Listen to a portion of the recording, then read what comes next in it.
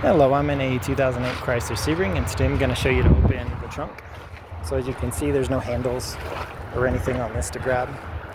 If you have the key handy, that should help pop it too. But if you don't, I'll go in here. And right by the driver's wheel, there's a button that should release it. So now we'll go back. Maybe you can see it's slightly loose now. That button must not be operating right. I'll try pushing it again. Push it a few times. So normally that button pops it, so which it did not. So again, if you have the key, that key should pop it open as well, at which point you literally just lift up. In which case, neither of these are on option at the moment. You can also go in through your back seat here, and I don't want to actually tear this seat apart, but if you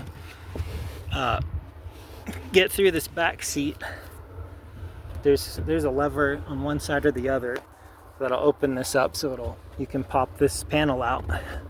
You'd pop this panel out, and then you should be able to go into the trunk, and there'll be like a little handle you can pull. It's like, I believe it's yellow, and that will also pop the trunk.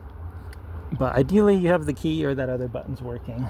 So in this case, maybe there's something jammed up on the hinge part of the trunk that needs cleaned up, maybe some WD-40.